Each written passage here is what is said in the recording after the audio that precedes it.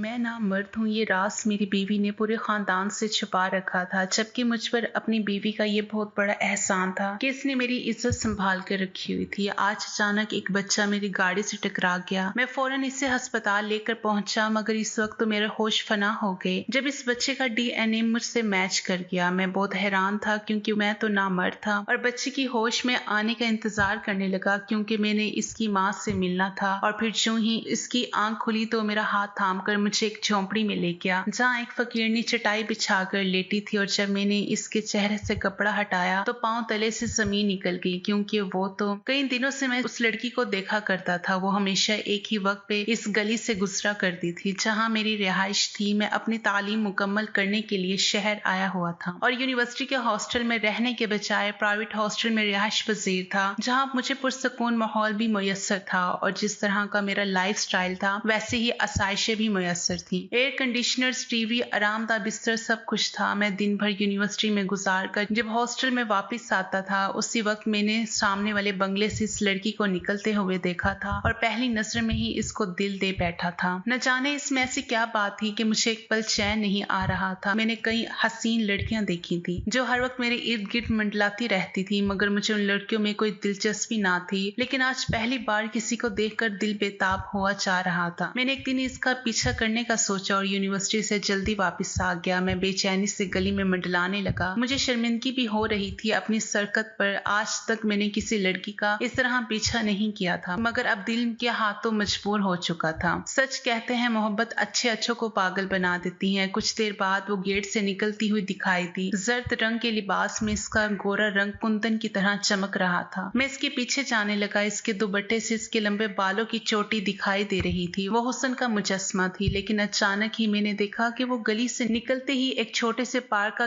Gate अबूर कर गई। मैं भी इसके पीछे वहां चला गया। एक संगीत बेंच पर बैठी वो अपने हाथों पर चेहरा रखकर अचानक रोने लगी। मुझे हैरत का शदीद झटका लगा। आखिर ऐसी क्या बात थी कि वो घर से बाहर यहाँ पार्क में बैठी रो रही थी। मुझसे बर्दाश्त न हुआ। मैं इसके करीब गया और आखिरकार पुकार ही लिया, एक्सक्यूज मी मिस। मेरी आवाज पे वो चौंकी और चेहरे से हाथ हटा के मुझे हैरत से तकने लगी। वो ये भूल चुकी थी कि इसका चेहरा आंसू से तर था। मैंने कहा, मैं आपका नाम नहीं जानता, मगर आप प्लीज रोए तो नहीं, मैंने झिझकते हुए कहा और उसके पास बैठ गया। वो जल्दी जल्दी अपने आंसू साफ करने लगी। मुझे बैठता देख कर बोली, देखिए आप दूसरी बेंच पर जाकर बैठिए, वो भी तो सारी खाली पड़ी हैं। इसने बेंचों की तरफ इशारा किया तो मैं मुस्कुरा दिया। मैं आपसे बात करना चाहता था और आपके पीछे ही यहाँ तक आया हूँ। मैंने इसे सब बताया कि मैं कोई आवारा लड़का नहीं हूँ और ना आज तक किसी लड़की से दोस्ती के चक्कर में पड़ा हूँ, लेकिन इसे देख के बेचैन हूँ और इसे पसंद करने लगा हूँ। काफी देर तक वो चुपचाप मेरी बातें सुनती रही और फिर बोले, क्या तुम भी मुझे अकेली समझकर मेरे साथ वही सलूक करना चाहते हो जो आज तक हर अमीर ज्यादा करना चाहता है? इसने निहायत दुख भरे लहजे में कहा तो मैं अंदर से जैसे कट सा गया। मैंने इससे कहा, मैं आपसे शादी करना चाहता हूँ और मैं अपने घर की मलका बनाना चाहता हूँ आपको। मेरी बात पे वो हैरान हो गई। इसने बताया कि इसकी माँ एक टीचर थी और इसने अपनी पसंद के साथ इसके वालिद से शादी की थी, जो कि पहले ही शादीशुदा और 2 बच्चों के बाप थे। अब्बू मेरे भाइयों को स्कूल से लेने आया करते थे और वहीं इनकी मुलाकात अम्मी से हो गई। अब्बू अम्मी को पसंद करने लगे क्योंकि इनको वैसे ही जीवन साथी चाहिए थी, जबकि मेरी सुतेली माँ एक निहायत ही गवार किस्म की खातून थी, जिनको शोहर और बच्चों से जरा भी दिलचस्पी नहीं थी। बस सारा दिन खानदान वालों की टोह में लगी रहती थी। दूसरों के घरों में क्या हो रहा था इन्हें बस इसी बात में दिलचस्पी थी। अब्बू इन बातों से तंग आ चुके थे और फिर एक दिन अब्बू ने मेरी अम्मी से निकाह कर लिया और इनको अलग घर में रखा। मगर बदकिस्मती से इन दोनों का साथ बहुत कम लिखा था। जब मैं 7 साल की थी तो अब्बू अम्मी का एक्सीडेंट हो गया, जिसके नतीजे में वो जानवर ना हो सके। मैं आया के साथ ही इसलिए बच गई। जब यह हादसा हुआ तो अब्बू के दोस्त ने मेरे भाई को सब बताया कि मैं अभी बहुत छोटी हूँ और अब मेरा इस दुनिया में कोई नहीं। भाई उस वक्त 16 साल के थे। वो मुझसे मिलने आए और यहाँ ले आए। भाई ने मुझे बहुत प्यार दिया, मगर इस घर में जो कुछ मेरे साथ हुआ वो मैं बयान नहीं कर सकती। मेरी सौतेली माँ ने मुझसे जितनी नफरत की मेरी जिंदगी में जहर घोलने के लिए काफी थी। भाई ने मुझे पढ़ाया लिखाया, लेकिन अब वो अपनी फैमिली के साथ बाहर शिफ्ट हो गए हैं और इस घर में मेरी इज्जत भी महफूज नहीं है। ये बताते हुए वो फिर से रो पड़ी। मैंने बड़ी मुश्किल से इसे समझाया, इसका नाम माहम था। जो हुआ सब भूल जाओ, बस मैं जल्दी अपनी फैमिली को लाऊंगा और तुम्हें इस जहन्नुम से निकाल कर ले जाऊंगा। ये मेरा तुमसे वादा है। मगर पहले तुम बताओ, क्या तुम मुझसे शादी पर रजामंद हो? कहीं तुम किसी और को तो पसंद नहीं करती? मेरी बात पे इसने नाम एक गर्दन हिलाई। मैं किसी को पसंद नहीं करती, बस मैं चाहती चाहती हूँ कि इस घर से इज्जत के साथ जाऊं, वरना सुतेली अम्मी के भतीजे जो मेरे इर्द गिर्द मंडलाते फिरते हैं, इनसे मुझे खौफ आता है। वो कुछ भी कर सकते हैं, मेरी बात पे तो कोई यकीन नहीं करेगा। मैंने इससे वादा किया और अपने घर वापस आ गया।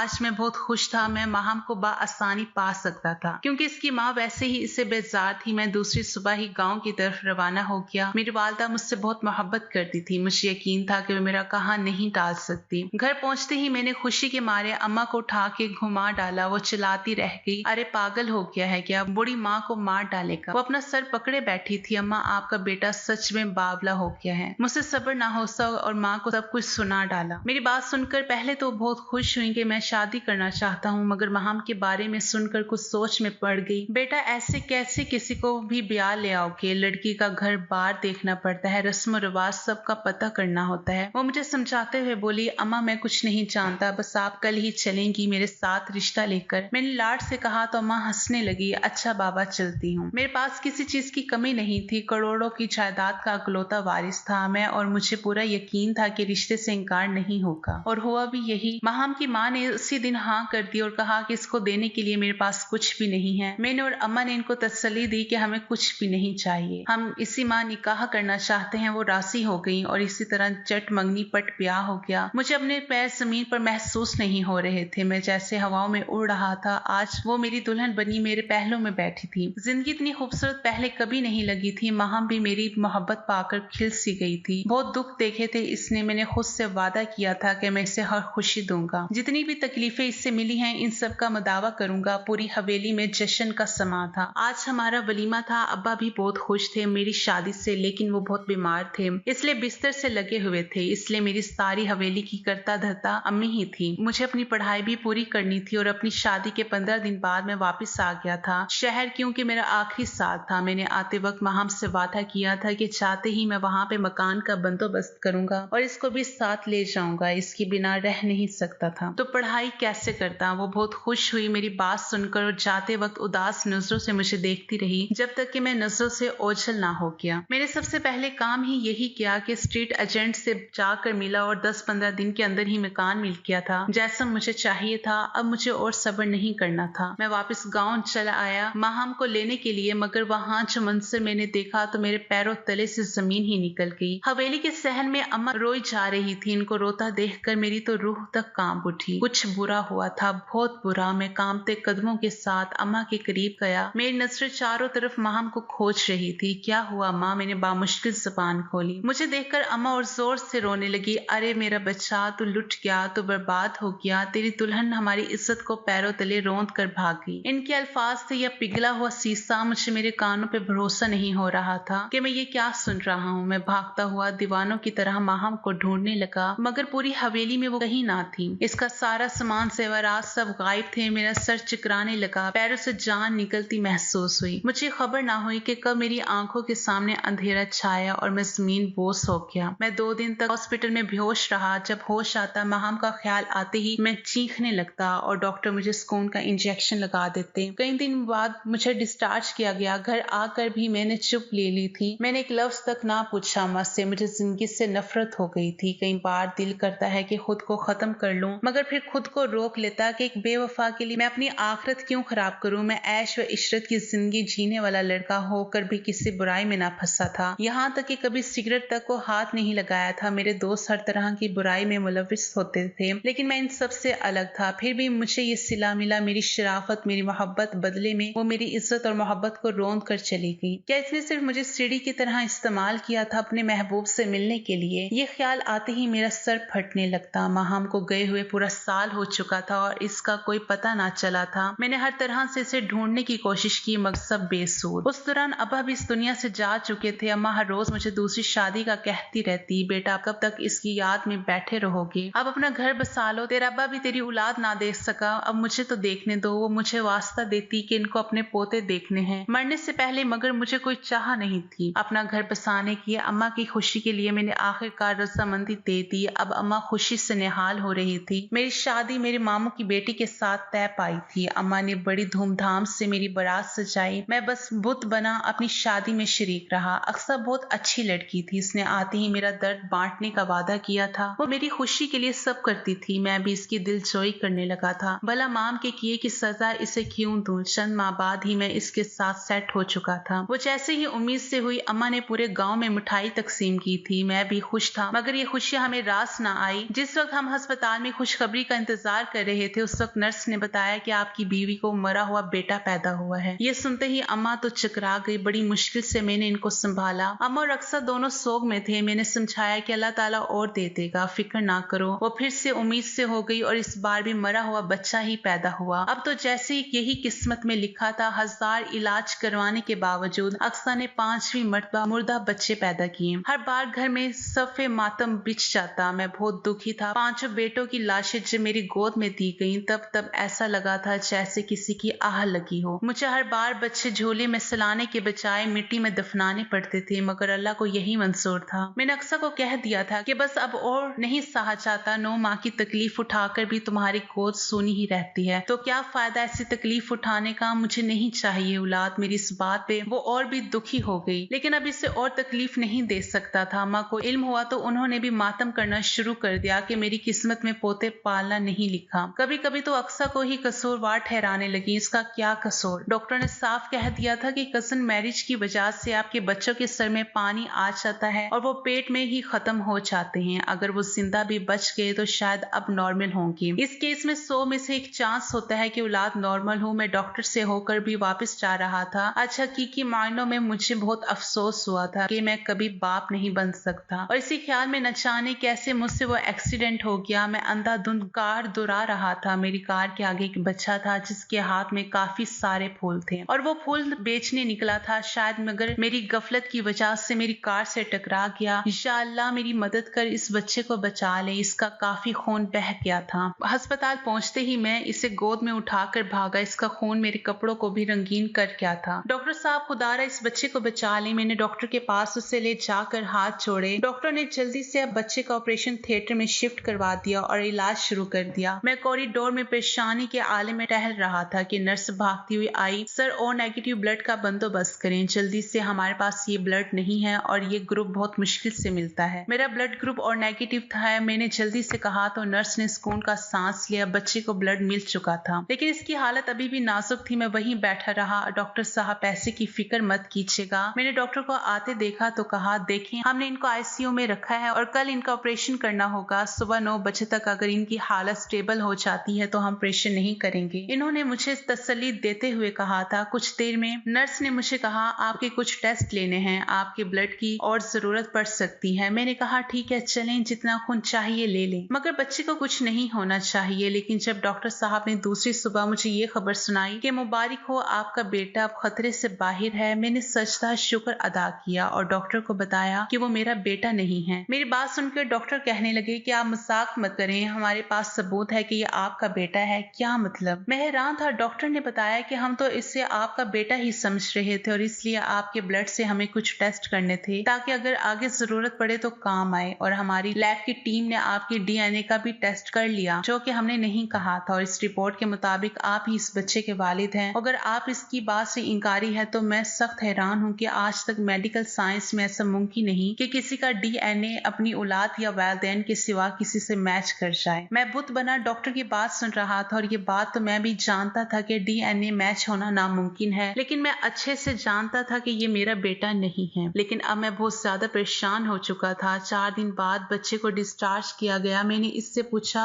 बेटा कहाँ रहते हो? तब इसने अपना पता बताया। मैं ढेरों फल और खाने पीने की बहुत सी चीजें लिए इसको इसके घर तक लाया था। वो एक बहुत ही पुरानी सी झोंपड़ी नुमा घर में रहता था। इसने बताया कि इसकी सिर्फ एक माँ है जो इस वक्त घर पे इसका इंतजार कर रही होगी, लेकिन वहाँ इसकी माँ नहीं थी। वहाँ तो इसकी माँ की लाश पड़ी थी। मैं जैसे इस औरत को जगाने इसके करीब गया तो पहले तो ऐसे सर पर आसमान ही गिरा था। वो तो माहम का ढांचा। माहम चटाई पे लेटी हुई थी और इसकी सांसें बंद हो चुकी थी। दिल की धड़कनें ही नहीं थी। मैं चला उठा माहम। अब मुझे यकीन आ चुका था कि हनान मेरा ही बेटा है। माहम को देखकर मैं सब कुछ समझ चुका था, लेकिन वो इस तरह क्यों चली गई बिना कुछ कहे। मैंने माहम की तदफीन करवाई और इसके कदमों पर गिर कर खूब रोया। इसकी हालत इसकी बेगुनाही साबित कर रही थी। मुझे माफ कर दो माहम, मैं तो इंसान कहलाने की भी लायक नहीं। माहम की झोंपड़ी से इसके सामान में से खत भी मिला था जिसमें इसने सारी हकीकत लिखी थी। उसने बताया कि जिस रात मैंने अपने आने की खबर दी थी, उस रात माँ ने हमारे खास मुलाजिम को हुक्म दिया कि माहम इसको बेहोश बेहोश करके कहीं भी ले जाओ और इसको इतनी दूर ले जाओ कि आइंदा वो यहाँ का रुख ना करे। लेकिन मुलाजिम इस पे तरस खाकर इसे अपने घर ले आया था। इन्हीं दिनों वो माँ बनने वाली थी। चाचा मजीद इसे अपने साथ शहर ले आया था और वहाँ उसे रहने को इस झुग्गी में जगह दिलवाई थी और नहाते मुश्किल वक्त में इसने हनान को जन्म दिया और पेट पालने के लिए फूल बेचने लगी। इस रात हनान मेरी कार के आगे आ गया। इस बेचारी माँ ने अपने बच्चे को बहुत ढूंढा और इसी के दुख में इसकी धड़कनें इसका साथ छोड़ गईं। मैंने घर जाकर अम्मा से पूछा क्या ये सच है, तो माँ जोर जोर से चिल्लाने लगी ये सच है और मुझे बद्दुआ लगी है महाम की। मैं चाहती थी कि अपनी भतीजी से तेरी शादी करवाऊं मगर वो भी मनहूस निकली। अब वो जोर जोर से छाती पीट रही थी और चप्पलों से खुद को मार रही थी। अब माँ की ज़हनी हालत पहले ही खराब हो चुकी थी और अब तो बिल्कुल ही खुशी से बेगाना हो चुकी थी। मैंने हनान को फिलहाल इन सब से दूर रखा हुआ था। इसकी तबीयत खराब थी लेकिन जैसे ही अक्सा को इल्म हुआ तो वो बेजिद हो गई कि मुझे हनान चाहिए। अब वो मेरा बेटा है, इसकी एक माँ मर गई तो क्या हुआ, मैं इसकी माँ बनूंगी। अल्लाह ने मेरी सुन ली, मेरी तकलीफों के बदले में मुझे पला पलाया बेटा दे दिया। इसकी तो खुशी का कोई ठिकाना ना था और मैं सोच रहा था कि क्या खुशियों पे माहम का कोई हक ना था। इसकी माँ ने तो फिर भी 5 साल खुशियां देखी थी मगर माहम ने तो 15 दिन भी खुशी ना देखी। मैं अपनी सादी माँ को क्या कहता, वो तो पागल हो चुकी थी। मैं इतना बेवकूफ था कि एक औरत की चाल ना समझ सका। सब मेरी गलती थी, मैंने सुनी पे यकीन किया। काश उस वक्त मैं अच्छे से मालूम करता कि बात क्या हुई थी, लेकिन अब पछताने का कोई फायदा नहीं, वो हमें छोड़ के जा चुकी थी। अगर आपको हमारी कहानी पसंद आई है तो इसे लाइक करें, शेयर करें और हमारे चैनल को सब्सक्राइब करें। अगली कहानी तक के लिए इजाजत दीजिए। अल्लाह हाफिज।